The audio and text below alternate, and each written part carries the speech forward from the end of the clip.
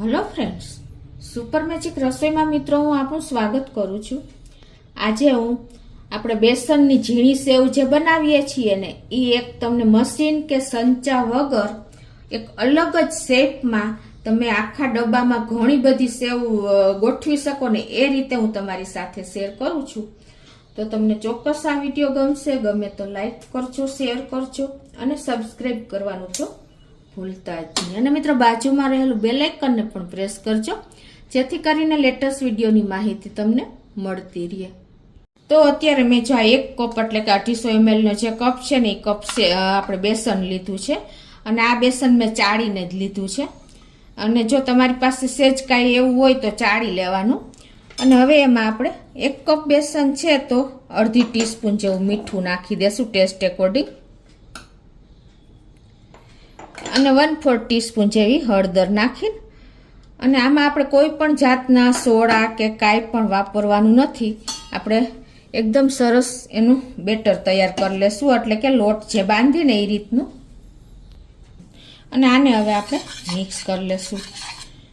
આ સેવ બનાવવી બહુ ઈઝી પડશે। તમારે સંચો આપણે લઈએ છીએ ને તો એને સેટ કરવો, જારી ગોઠવવી, પાછો સાફ કરવામાં પ્રોબ્લેમ થાય, એવું કાંઈ પણ નહીં થાય। જેની પાસે સંચો બહાર હોય કે અવેલેબલ નથી હોતો તો એ ઇઝીલી બનાવી શકશે। તો હવે આ રીતે જો આપણે થોડું થોડું પાણી નાખીને અને એનું બેટર એકદમ સરસ તૈયાર કરી લેશું।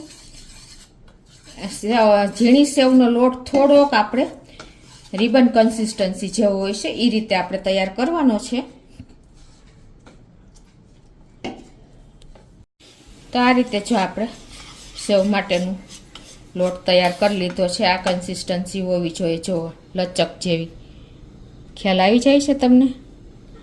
અને હવે આમાં આપણે થોડીક હિંગ નાખી દેશું, એટલે આપણને બેસનની જે આઈટમ હોય ને એમાં હિંગ જરૂરી છે। સેવ છે એટલે આપણે અજમો ન નાખી શકીએ, પણ હિંગ આપણે 1/4 ટીસ્પૂન જેવી નાખી આ રીતે મિક્સ કરી લેશું। હવે આજે આપણે આ સેવમાં ઈનો કે સોડા કે કાંઈ પણ નથી વાપર્યું, પણ મેં જો આ બાજુ ગેસ ઉપર તેલ પણ ગરમ કરવા મૂકી દીધું છે તો એમાંથી 1 ચમચી જેવું તેલ એટલે કે 1 ટેબલ સ્પૂન તેલ આપણે લોટમાં નાખી દેશું, એટલે એકદમ સરસ આપણી સેવ ફરસી થશે।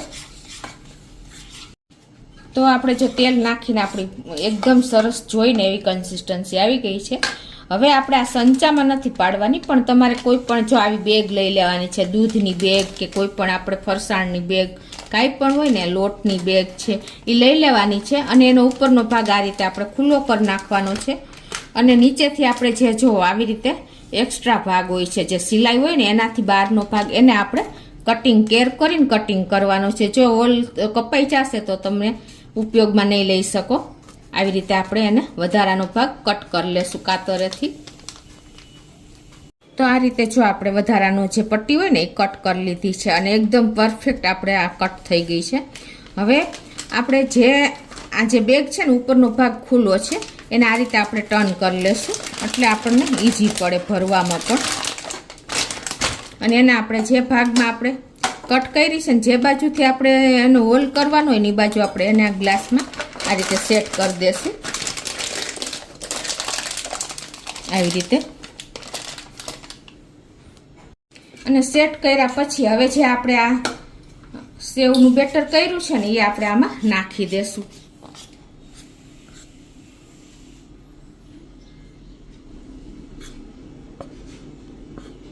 આ રીતે જો આપણે બેટરને બેગમાં ભરી લીધું છે। હવે એને આપણે આ રીતે જે બાજુ આપણે ભર્યું છે ને એક કોર્નર ઉપર કોન જેવો શેપ આપી દેશું। આવી રીતે તમારે જે સાઈડ તમારે આપણે સેવ બહાર લેવાની હોય ને એ સાઈડ જ આપણે એને ભેગું કરી આ રીતે પ્રેસથી, અને પછી એને આપણે આવી રીતે શેપ કોન જેવો આવી જશે।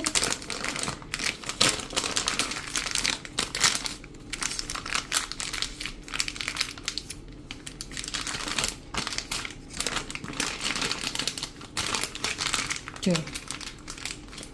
આવી રીતે આપણે એને શેપ આપી દેવાનો છે અને ઉપરના ભાગમાં આપણે રબર વીંટી દેશું।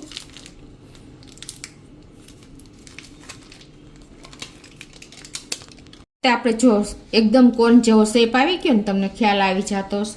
હવે નીચેથી સેજ આપણે સેવ પાડવી છે, એટલે તમારે જેવડી સેવ પાડવી હોય ને એ પ્રમાણે તમારે કટ મૂકવાનું છે. બહુ મોટું મૂકશો તો મોટી સેવ પડશે. આપણે અત્યારે ઝીણી સેવ પાડીએ છીએ તો જરાક અમસ્તું આપણે સીઝરથી કટ મૂકી દેશું. કટ મૂક્યા પછી આપણે જો સેવ પણ બહાર આવે છે, જો તમને ખ્યાલ આવી જતો હશે. જો આ રીતે છે ને એકદમ સરસ આપણી સેવ તૈયાર થાય છે. બાજુ આપણું તેલ પણ ગરમ થઈ ગયું છે. જો જરાક આપણે લોટ મૂકશું ને એટલે ઇઝીલી થઈ જશે. તો આપણું તેલ પરફેક્ટ ગરમ છે. બહુ ફૂલ ફ્લેમ નથી રાખવાની, મીડિયમ ફ્લેમ ઉપર જ આપણે આ સેવને તૈયાર કરશું. નહીંતર સેવ જો કાચી રહી જશે ફૂલ ફ્લેમ હશે તો, અને ઉપરથી લાલ થઈ જશે. તો હવે આપણે આ રીતે જો સેવ તેલમાં પાડી લેશું. આ રીતે તમારે રાઉન્ડ રાઉન્ડ ફેરવતું જવાનું છે. આપણે જે રીતે સંચામાંથી સેવ પાડીએ છીએ ને એ રીતે.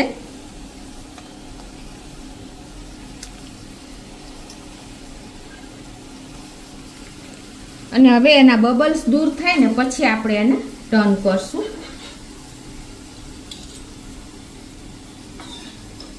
જો હવે આપણા બબલ્સ પણ ઓછા થઈ ગયા છે,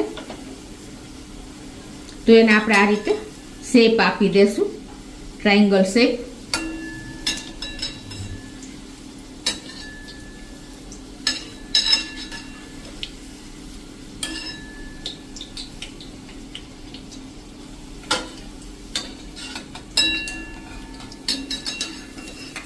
અને એને આપણે હવે ટર્ન કરી લેશું.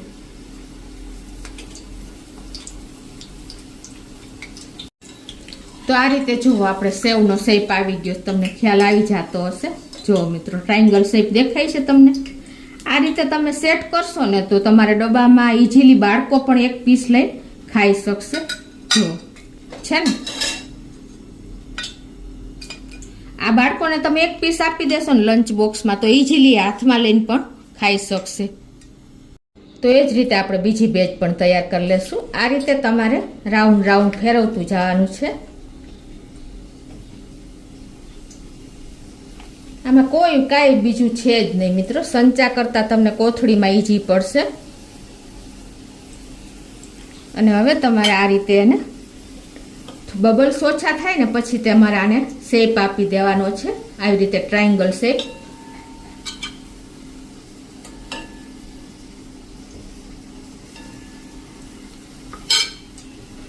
પછી એને આપણે ટર્ન કરી લેશું.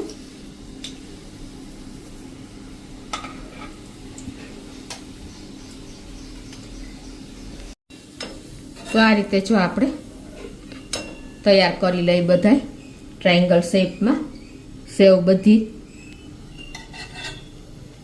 જો આપણે આ બધા આવી રીતે ટ્રાયંગલ શેપ આપી દીધો છે સેવનો, તમને ખ્યાલ આવી જતો હશે. જો બધા આપણે ટ્રાયંગલ શેપના જ બન્યા છે, તમને ખ્યાલ આવે છે.